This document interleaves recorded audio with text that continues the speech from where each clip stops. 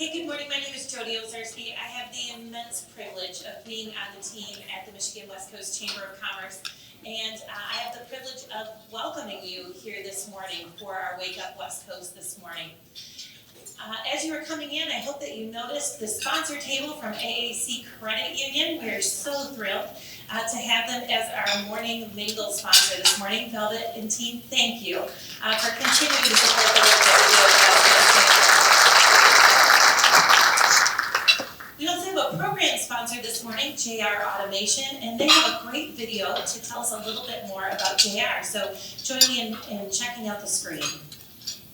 The culture of JR is a little different from other people that do our automation type work. Every single company that comes to us is looking for us to be inventive, to find new ways to process their product, to find more efficient ways to do that. At that point, you're an inventor. Every piece of automation that we create is an invention. We don't build the same automation over and over again. Unlike a product company that you're making a product and you make it over and over and you get more efficient at it, we need to get efficient at inventing. And really we've developed some tools that help our engineers become better, more efficient inventors. As the need for automation grows, the need for digitization will grow with it. JR is planning for the future through a focus on maintaining a learning environment within our organization, as well as building relationships with our customers. We work with our teams to keep an open mind, to keep a continuous state of evolution of all of our standardized processes and procedures. Our product is our people, our teams, and the processes that they follow to solve the customer's needs. And by keeping an open mind and not getting stagnant in those processes, we keep ourselves open to continuing to evolve and stay on the leading edge and keeping up with technology to bring our customers the best solutions possible for their product and manufacturing needs. Visit jrautomation.com to learn more. Join me in thanking JR.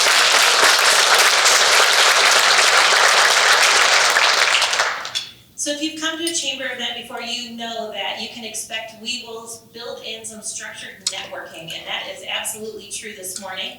Our speaker, Scott Patchin, has teed us up well for a little bit of a starter conversation this morning. So if you take a look at the screen, he's got some questions for you to answer at the table as you get to know the people that are seated around you. So we're going to give you some time to be able to introduce yourself with your name, your company, and then you can answer one of the questions on the screen here.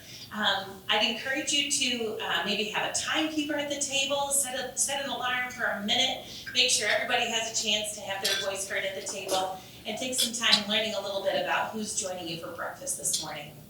I hope you had great conversation at your table, and I would encourage you to continue that conversation at the end of today's presentation. But right now I want to get things started with our guest speaker today, Scott Patchin.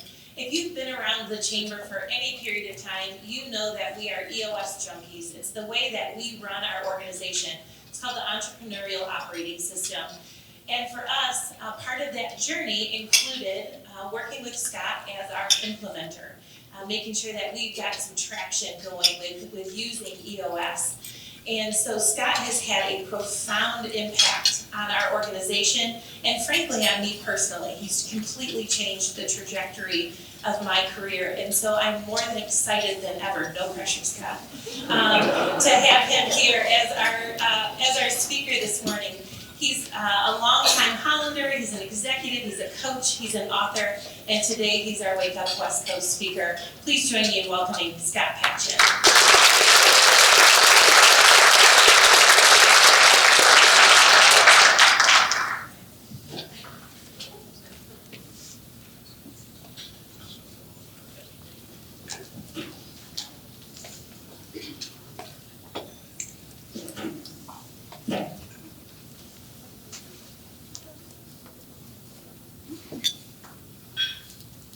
Can you hear me? Yes, sir. Okay.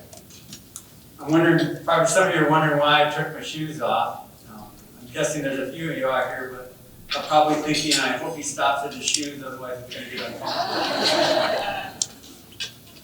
I figured there were a couple of you out here, even on West Michigan morning like this. So, wow, that was a wonderful introduction, Jody. Thank you very much. And I took my shoes off mainly because I consider this a sacred place, and that's kind of what we're going to talk about here today. And I thought it only fitting that I do what people have been doing for centuries when they enter a sacred space and they take their shoes off. I want to start with a story in terms of kind of where all this came from. And first, before I do that, I have a few thank yous. One is, there was a guy, a friend of mine named Eric Fogg, about a year ago, he said, Scott, would you come speak? And I have a theme, it's called One Person Can Make a Difference, would you talk? And I said, sure, I had no idea what I was going to talk. Sometimes speakers, we do that. And then I had another friend called Trent Walker. Once I made that commitment, I talked to him, and there's a quote from Maya Angelou that I love, and it's, a bird doesn't sing because it has an answer, it sings because it has a song. And Trent is a good friend of mine, and actually helped me think about what's the song that I normally sing, and that's kind of where today came from. So I thank him. And then finally, this is kind of where I want to get you involved in Platinum, because there's some people here that are very special to me. And Jody, again, I appreciate the kind words you just said to me, but 14 years ago I went to start my own business, and I was 42 years old. You'll hear a little bit more about my transition that I was in, but I wouldn't be here today if it wasn't for my chamber. And it was one of the first things I did when I went on my own. I said, I gotta find a community, and I joined the chamber. And frankly, wouldn't be here in the sense that the support that I get for coming to an event like this was awesome. And then finally, in terms of growing my business and getting over all those humps of, hey, we're not gonna make it or not. And the chamber had a huge part to play in that. Not to mention they've been wonderful friends. And when they said, Scott, would you come talk? It was kind of like, yes, yes. Yes, I'll come talk. So thank you. Can we give our chamber a...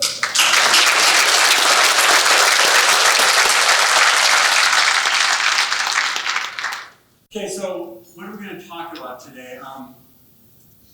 When I first was given this topic of every person can make a difference, which I believe, I frankly, I kind of struggled with it.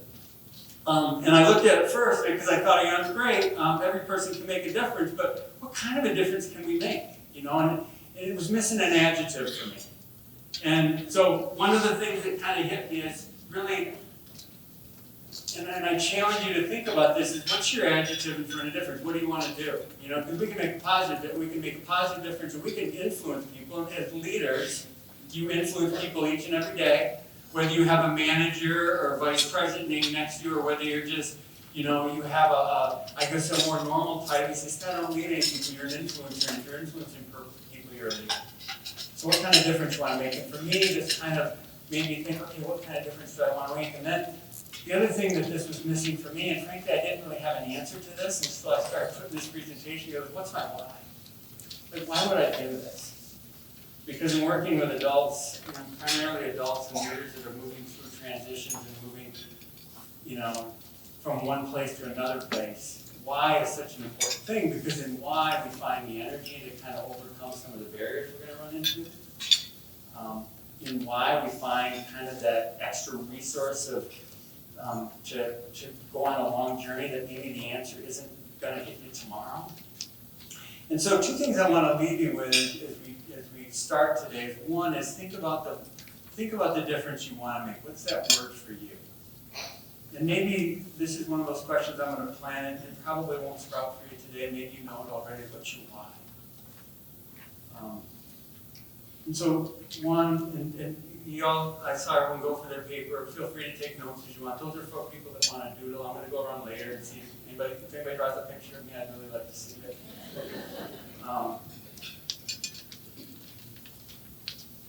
So let me start with a question, or start with a story that really put this topic, framed it for me as I was getting ready. And it happened about a year ago today, actually. I received a call from a sister of an old friend of mine, someone I'd known for like 50 years. And she had some bad news. My friend was in the hospital. He was suffering multiple organ failure. And he didn't look like he was going to live, which was a total shock. This was a friend that I'd actually planned to see in like 4 weeks. So you can imagine the emotions that hit you at this point in time. And when I, in processing this, literally like 48 hours later, all of a sudden he kind of made a turn for the better. And he got out. And it was in that month before I was supposed to go visit him that I learned a lot about my friend. And I learned about many things about his life that I didn't know. And it was, as I was thinking about that time I was going to spend with him, it became very clear I had to share some things with him that only a friend could share with another friend.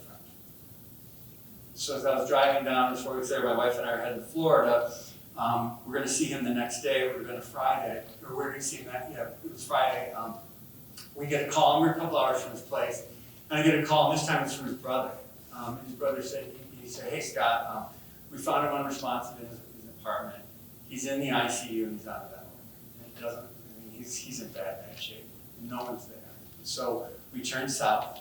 We headed towards, I dropped my wife off at the hotel and I went right to the hospital. And I remember walking around, in the ICU and the screen was there and there's my friend on the ventilator. And I was just blown away. And the emotions you can imagine are coming in and just, an hour later his wife comes in. It was like my emotions times 10. Because at that moment in time that it just kind of hit me, I'm not here for him anymore, I'm here for her. And so that was Friday night. Saturday was just one of those days you just call it a hard day. Big decisions had to be made, just a lot of stuff going on. His son came in, his brother came in. And I went home Saturday night, and I told my wife, I said, we can't leave. We have to stay next 48 hours. Something big is going to happen. We got to stay.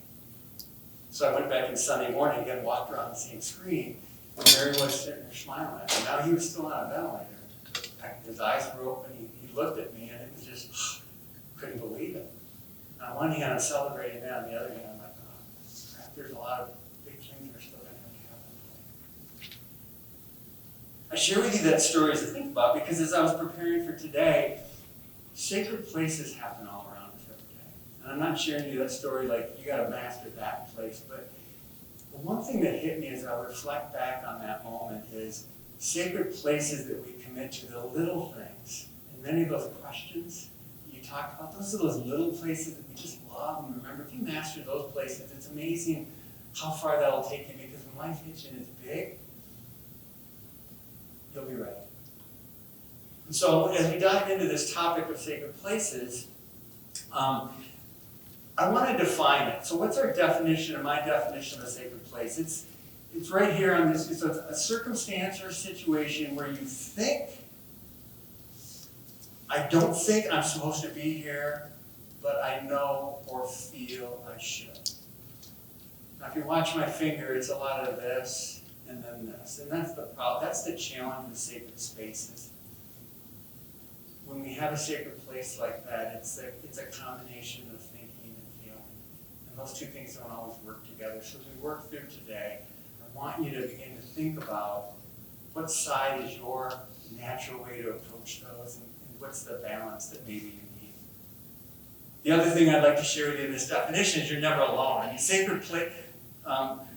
sacred place doesn't happen by yourself, that there's someone there with you, because that's kind of where a lot of the energy comes from. And this other thing is there's some sort of emotional multiplier. And I'll talk a little bit about emotional multipliers, but remember, when emotion hits us, it kind of hijacks this sometimes, right? And so as we go into this and we talk about sacred places, this definition, kind of, think this is how I would define a sacred place. So our agenda is this: why should you care? Yeah, it's kind of like, yes, Scott, this is great, but why should I care? Well, we'll talk about that. How do you recognize a sacred place? I mean, there's moments happening all the time. How do you recognize them? And barriers to seeing and feeling them. And then finally, probably the most important thing is I want you to leave here with something you can go do tomorrow. And so we're going to talk about some skills, and I'm going to tell a lot of stories.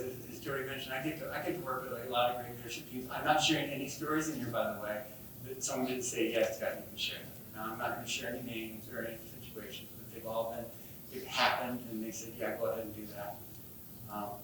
So, why should you care? Well, has anybody ever read the book, How to Be a Leader and Not Give a Crap About Any of Your People? I'm waiting for someone to go to Amazon. That sounds like a good book, Scott. It's Valentine's Day. No. It's because that book has never been written.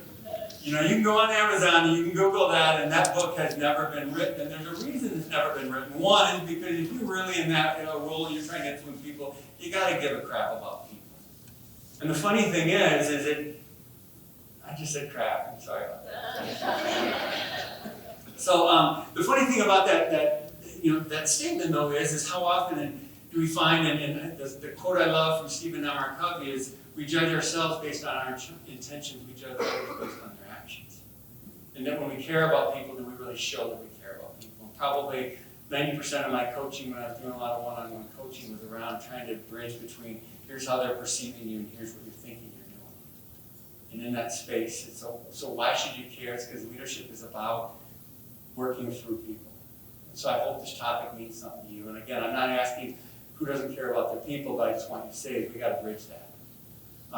The second reason you should care, and I'm not going to share a ton of statistics. You can get all the statistics in the world about being a servant leader. I mean, there's tons of studies out there. I'm not going to waste our time with that. Not that that wouldn't be it's good information, but the reality is at some level, your core beliefs have to be around you. What are your beliefs about people and leadership and relationships?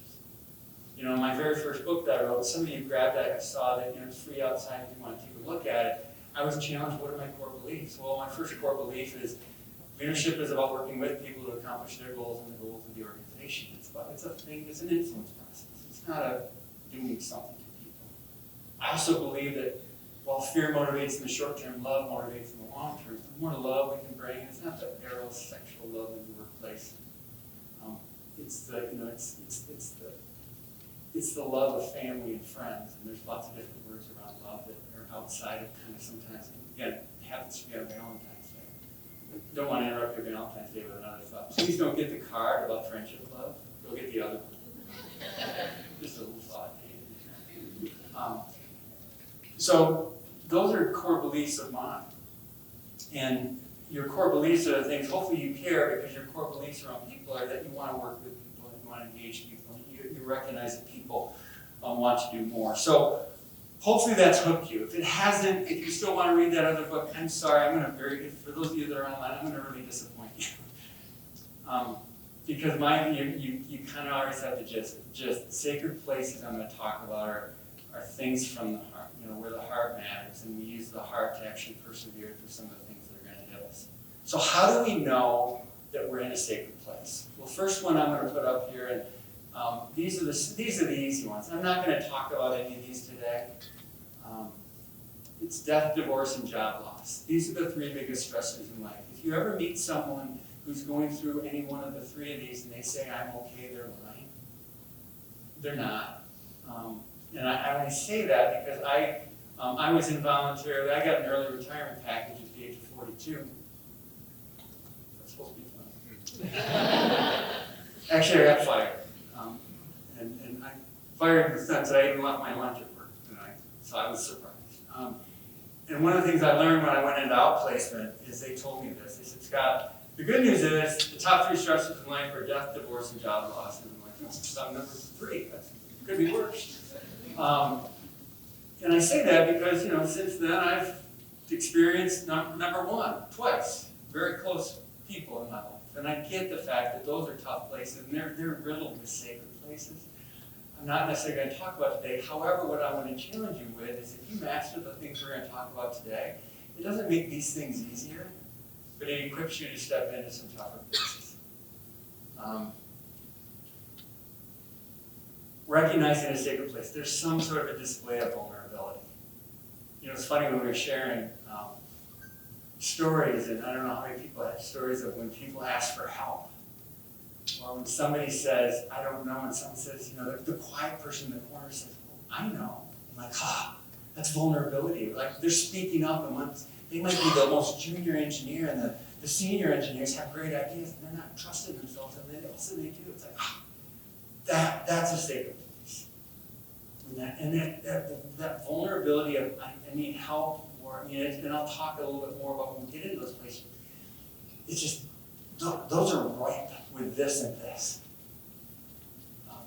Whenever there's an emotional multiplier present, again, we all know, like, our brains, you know, the amygdala, you heard the lizard brain, like when it gets hijacked and we go into fight or flight mode, oftentimes people think of the negative things that get in the way. Well, the reality is most of them, you know, and I kind of heard it in some of our stories, even at our table, maybe you heard from other people, is when there's love or joy or gratitude or kindness or pride, those are emotional multipliers. I mean, sacred places are not just about the place like, oh crap, I gotta go there.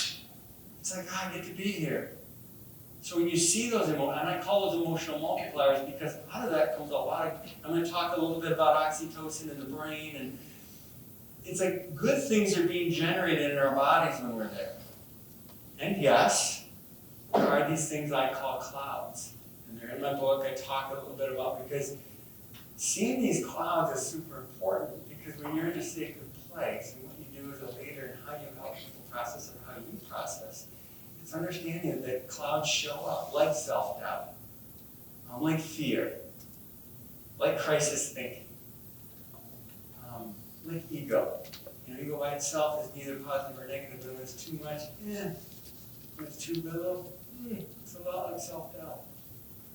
So, these are all what I would call emotional multipliers, and wherever you see or feel any of these, that's a sacred place. As we get into kind of some tips and tricks, the tip I'll kind of lead into is how can you change those clouds into one of the other ones? Two barriers we all have to overcome. So this is a little bit of maybe self-reflection for you. Miss it. Too busy, too distracted. I had a humbling moment during COVID. Most of my work went online. It was amazing. It was just a lot of online stuff. And I don't know if many of you stay online, but it kind of hit me that I had a moment where, again, it's my job to be present and to see stuff. And yet I was online with this client, and I invited another EOS implementer from a different part of the country to sit in on this session. Because he was new and he wanted to see how it's on. Come sit in my session. The client said yes. We get to the end of the day, and we're debriefing. And he says this line to me. He said, "Hey Scott, did you catch that? Did you see that that conflict?" I'm like, "What? I didn't see anything." And sure enough, he saw something that I didn't see. I missed it. Was I distracted, busy? Yes. I mean, you've all been virtually. It's harder to pick up stuff on that. So because of that, maybe we're too busy. Sometimes we miss stuff. Sometimes we see it and we're afraid to enter it. I can think back on a session. Here's what it might look like for you. I had someplace I had to be at 6 o'clock. You ever had those 4:30 things that happen that get in the way of? There are a few people smiling. I can't. Like maybe tonight. No, don't do it tonight. But other time. But I literally it was 6 o'clock and I was 45 minutes from home. So I'm like, I want to be home for certain things. And literally at 4:30, I could just see the things kind of. I could see some emotion bubbling up. Do I go there? Do I not go there? In EOS, we call it enter the danger. Do you enter the danger? Entered the danger. 45 minutes later, we resolved it. It was a key part of the whole day. I didn't succumb to this. I'm too busy. We need to get going. But have you ever had that moment? No. So overcoming those barriers are really critical. So I want to transition now. And I want to transition into what I call leadership skills for sacred places. And this is where I want to talk you through things you can do tomorrow. Because here's the myth on sacred places. Is that they happen to you and you just have to be ready when they happen. We create them.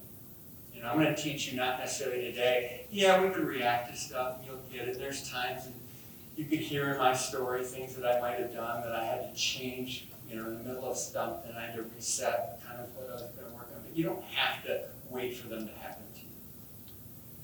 So, the first thing, skills that number one is know yourself. How many people, when it comes to fighter, how many people are, like, when they're throwing something, they like to fix stuff? With the fixers in the room, raise your hand. Okay, leave your hand up if you've never heard, so you can put it down if you've heard this, if you've never heard, sometimes I just don't need you to fix it, I just want you to listen to me. So leave your hand up if you've never heard that and you're a fixer. Okay, good. You've learned something today. Thank you. There's an individual in the middle for those of you online and people, yeah, that's me. Knowing yourself, right? I mean, in fight or flight, it's like we don't need to, the cool thing about sacred places, we don't necessarily need to fix things. We just need to be. So know yourself about that. Are you a person who likes, the emotions get, well, I gotta get out of here, this is getting a little, someone looks like they're gonna cry. Know yourself. Know what you're capable of, know where your limits are, and then recognize that when you're gonna be put in a position where maybe you're gonna have to stretch a little bit. So knowing yourself is a super important skill. The second one is just show up. I mean, can you imagine to just show up? It's like, and take your shoes off. Hopefully you realize taking your shoes off is a metaphor for something else, right? Like, if you go to your next meeting later today and you take your shoes off, feel free. I don't think you get fired for taking your shoes off. But yeah, it's take your shoes off. And part of mastering our skills for sacred places is just really showing up. Again, and this is kind of what I alluded to about sacred spaces, is be intentional. Create the space. And I'm going to talk to you about very specific things you can do tomorrow for those of you that want to create that space and don't want to be surprised by it. And so let's talk about creating sacred places. This is where the stories come in. Again, in my life, I have the greatest job. I get to spend hours and hours. Probably over the last, I don't know how many days. It's been like, I keep thinking it's been like 40 or 50 days in the last quarter with teams, kind of working with me here. And how we start meetings is a really simple way, again, think, feel, to get a meeting started. And we do this thing in EOS called a segue. And a segue is nothing more than personal and professional best. A lot of people think, soft fuzzy stuff, Scott. Come on, do you have any better question than that? Those things, it's like, yeah, I do, but why do we start meetings that way? Well, I invite emotional multipliers in the room. I'm excited about my kid. He graduated from college. I'm worried about this. I'm celebrating the fact that we finally shipped 10 good cards to the client yesterday. And I get to go home for dinner tonight. I mean, what is it that you're celebrating? When you invite that in there, and all you're doing in how we start our meetings is inviting some emotional multipliers in the room, preferably positive, that will give us the energy to handle whatever else is coming. Very simple.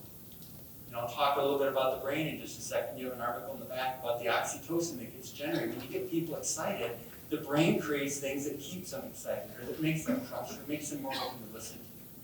So how we start meetings, and again, over and over and over again, a lot of times people look at EOS and they say, well, it's this system that makes you do stuff. I'm like, well, there's a reason we do it, the why is this. And so how we start meetings is how, for those of you that are in charge of people getting together, just recognize that, again, we're inviting the emotional multipliers in the room. The other thing is you really listen to people's answers. You can know that you can know whether or not there are clouds present.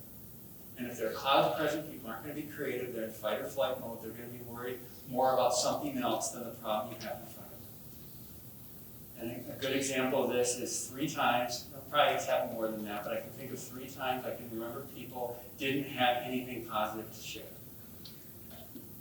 And it's funny to watch the team, what about this one? Oh yeah, that's right, I got that thing done. Yeah, that was my kid graduated, that was, I guess, okay. And, I joke about that, but you've been there before, right? And it's like, and so it's interesting because I watch them like, are they ready? And not every time have I gone there, but sometimes I've caught them on break, and I can remember 2 specific times on break that I said, are you okay? That check-in was pretty easy. You knew it was coming. I do it every time I come in here. And believe it or not, one of the top 3 was going on behind in their life. Death, divorce, death. So I understood that. So again, so it's cloud identification too. So how we start meetings. So when you start your meetings, think about an intentional way you can bring in some of those things. Create safety. Safety in meetings is really, really important. You think of it, again, I'll talk a little bit more about oxytocin in the brain, but the fact that people feel safe, they trust you, and the safety, and I have a friend of mine who gave me this, which kind of leads into trust. Trust is sharing something with someone they could hurt you with and believing they won't. Trust is sharing something that they could hurt you with and believing they won't. And How do we create safety and meaning? Well, it's funny and you'll ask. Everything is either on track or off track, or red or green. And everyone's like, well, what about yellow? Yellow doesn't tell me anything about you. Is it on track or is it off track? I see a few people laughing out there. Thank you. Stop, but can't we use yellow? No, you can't use yellow. And the reason why it's no more simple than just make a decision and tell me. Are you feeling good about it or are you worried? Or do you need some help? And it seems like kind of a weird thing, but that's all it's for. It's just tell me either you need help and I don't know, because help is the biggest four-letter word with adults. And I'm not just picking on men, it's across all genders. I hear it over and over again, and so again, when I hear the word help, it's like, huh. I can think of this, and this is a great story. It's like thinking of that moment. I can remember one time we had this thing called the issues list in the office, and somebody literally threw their name up on the issues list. They said, I'm buried, I'm burning out. I'm like, oh, help. And it was amazing when you ask for help. People help you that care. And I watched the team for 45 minutes help this person unpack their risk and fix it. And then they took off. And all the other the clouds went away and all the other things showed up. Imagine that. So creating safety is really, really critical. Be flexible. Everyone likes a good agenda, right? Thank you very much. Who loves a good agenda? Who loves to change the agenda once you have it? Quick, I'm not changing. Well, and be ready to pause. And I can think of, so here's two stories about what a pause might look like in agenda. I can remember there was one team I was working with, and we were not even to the, we weren't even into the planning, and they had this uncertainty. They were a very analytical group of people, and they had this goal out there that they really had no idea how they were going to get to. And they've had that goal for 3 years. It was a longer term number, and then finally they said, Scott, we can't even plan until we do a spreadsheet. Typically, I don't introduce spreadsheets into sessions because they kind of kill the vibe a little bit. But this group, loved the spreadsheet. They spent an hour on the spreadsheet. Before you know it, they had this projection. Okay, here's what our number was. Here's what it's going to look like. Here's our assumptions if we bring this person into business, they bring this income, and so I'm watching this go. And the energy was like, my goodness. And I just sat back with my shoes on. So there, take my shoes off. I had nothing to do for an hour other than watch them solve problems. And so it was a pause, and yet it made the rest of the day great. Another pause I did one time, I remember there was a client, and this was one when almost fight or flight kicked in on me. I almost just took off screaming. Didn't tell them that though, but we were in this very deep conversation, and it was clearly something was bugging them, and we just had to pause and we called it a clear the air meeting, and we just went at it. At some point in time, the leader of the organization said, hey, maybe I should just quit. And we went, and I can remember sitting there like, I don't know what the hell I'm going to do. I really didn't know what I was going to do. And I thought, well, you don't know what you're going to do. You just take a break. Everyone just take a break, walk around for a little while, and come back. And then when they came back, I just posed the question, what do you want to do? I don't know what you want to do. What do you want to do? And before you know it, they went around and they unloaded all the clouds. Everything was on the table. It's funny when you put a cloud on the table, it kind of starts to go away. And then ultimately, they decide, well, the person decided we're going to quit, so I'm not going to quit. I was being emotional, but they kind of worked their way out of it, and the team went this way. So be flexible and pause. Sometimes your agenda isn't the agenda of what needs to happen in a safe place. And then probably the biggest one I want is I'm going to talk to you about creating an oxytocin epidemic. Epidemic isn't a super positive word. Oxytocin isn't illegal.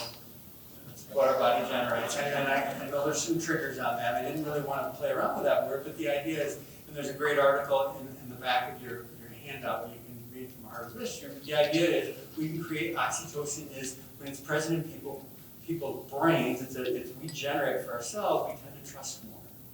And there's lots of science around that. And we can simply do it by asking people, intentionally building a relationship, introducing challenge, stress, celebrating successes.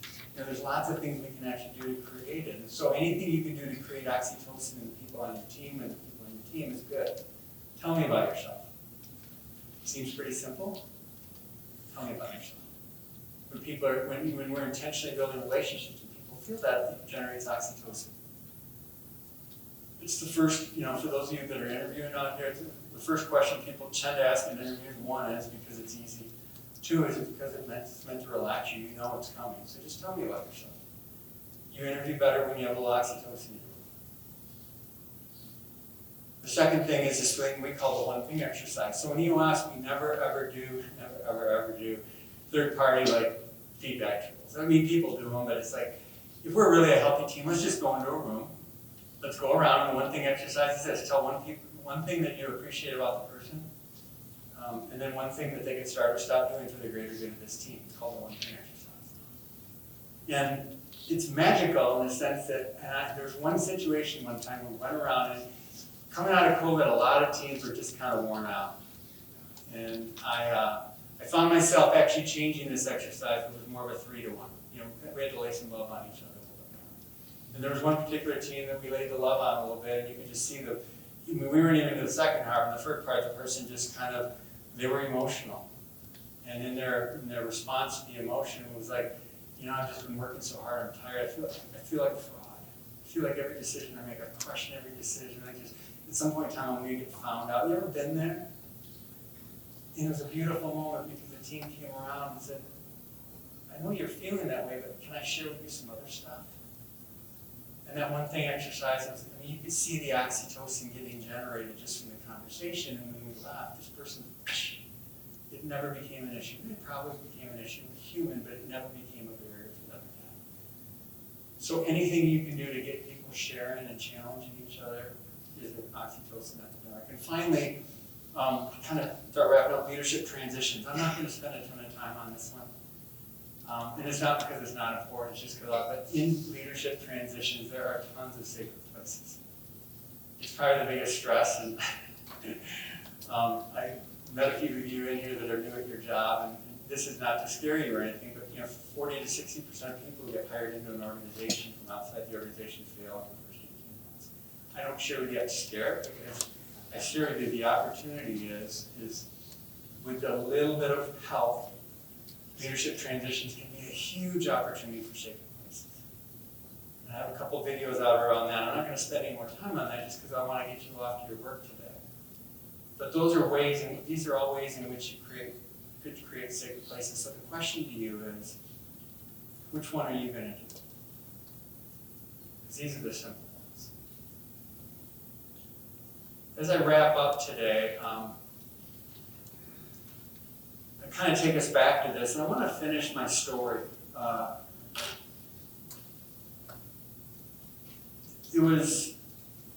So I left you with Sunday, and it was a great day, and a great day in the sense that a lot of people got together. And I basically Sunday went along. Sunday was a hard day. A lot of people coming in. It was a weird thing when I was with my friend and his family, but I found myself leaving.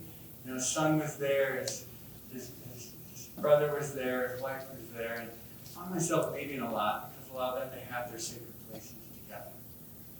And I also knew that I had to rethink because I had time to talk to this person. So the next day I was going to have to say some stuff. So I came in the next day. That was on Monday morning. We spent the day together. We said our goodbyes. Later that day, he slipped into a coma and then he passed away later that night.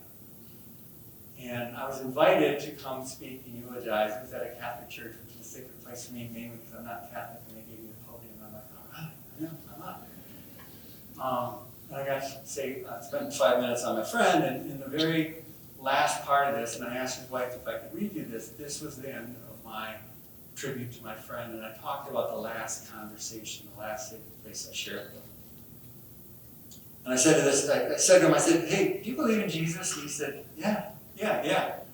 And I said, you been praying? He said, oh yeah, all the time lately. I said, what for?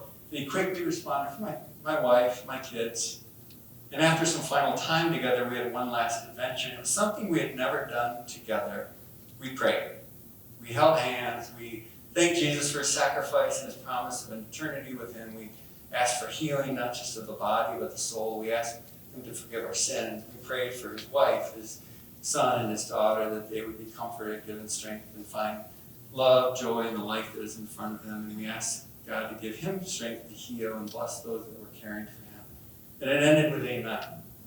And when I heard him say amen, it made me smile. He was a great friend, and I had a sense that he was going on an adventure that I could not go with him at this time. So hearing him say amen comforted me because I knew he would not be alone. My conversation with him ended with two simple statements that had grown to define our friendship in the months that had prior to this, and it had been, hey, love you, Patch. That was me. Love you too, Matt.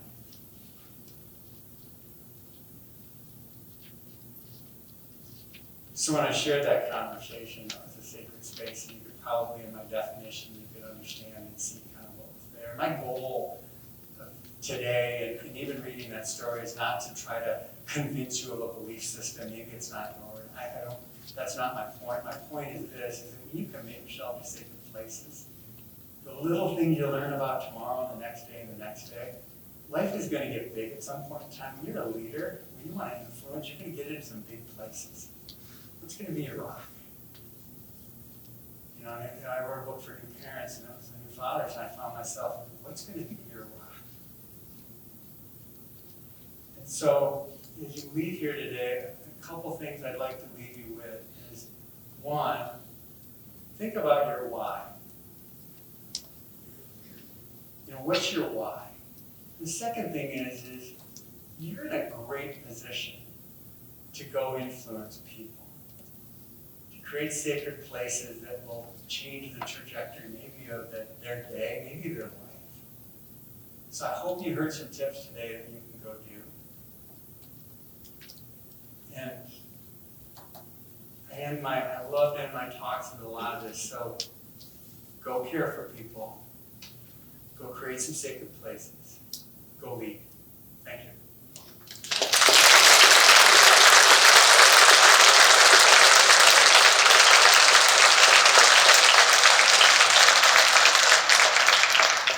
I'm guessing we have time for a couple questions, like 2 or 3 minutes. So are there any questions out there, anything I talked about that you'd like to ask me? Is it Wayne O'Brien, is it? I just want to make sure everyone out there in the community knows that Wayne's here. So, hey Wayne, what's up? So, thank you so much for your talk this morning. Every time I hear you, I just appreciate it that much more. Thanks. Of all the tips you gave us today, which one do you think is the most overlooked? You know, let me just go back. Tell me about yourself. I mean, seriously, you know, how many people roll their eyes? Oh, I gotta, you know, it's the most overlooked. It's the most obvious one. It's how do you get to know each other? And I hold this up because there's a tool out there, and I just made it up because I use it with teams. It's called the Team Member Fact Sheet. Fill it out.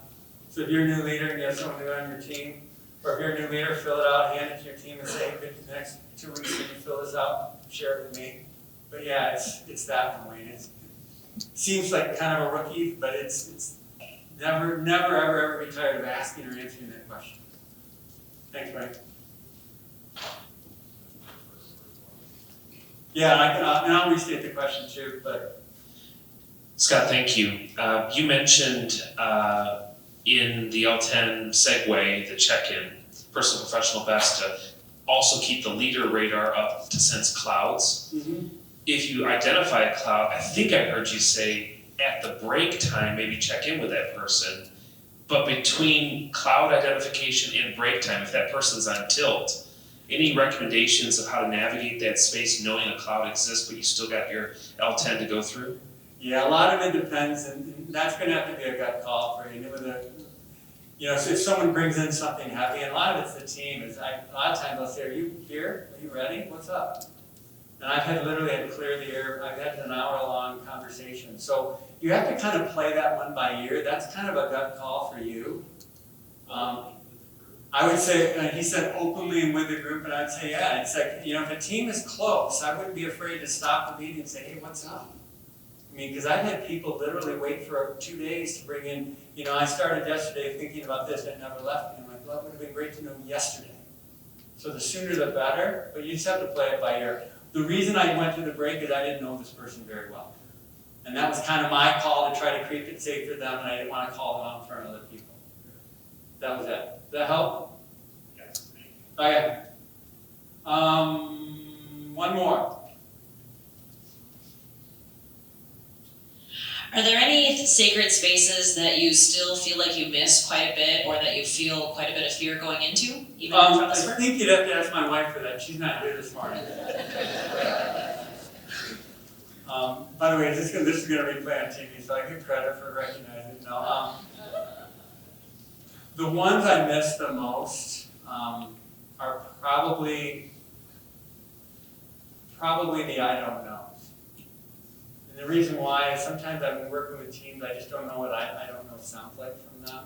People kind of put up a face like, I got this, and they don't got this, and I can't really read the body language. So without knowing people really well, sometimes it's really hard to understand some of those subtle changes.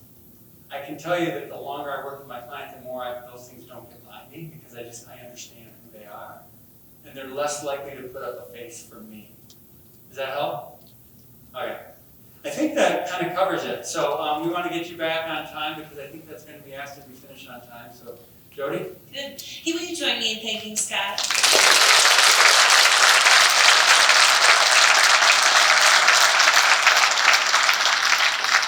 I don't know about you, but I'm always challenged after I spend time with Scott, that there's always those nuggets and takeaways that I need to spend some time kind of processing and taking a look at where those sacred places are for me today. If you want to continue that conversation, I'd encourage you, if you've got time, to stay at your table and take the time to kind of share what are those aha moments that you had today. What were your big takeaways, and share those with each other. If you need to get back to work, we understand that as well. But I'd encourage you to go back, think about those sacred places and how it is that you show up as a leader. Jody, can I share one real quick thing? Outside, I talked about some of these tools. They're all for free out there, and I've got a couple copies of the book. The only thing I ask for the book is that my two favorite charities in town are also applying for Ready for School and Kids Hope. And so there's a little thing, make a donation to them if you take a copy of the book. And then again, take whatever is out on that table and it'll help you on your house. Fantastic. Last reminder is just that we'll be back here again on March 14th, and we will be talking about the resilient workplace and how a diverse and engaged talent is your key to success. Timely topic for us to dig into next month on March 14th. And with that, I'll say go make it a remarkable day. Thanks for joining us.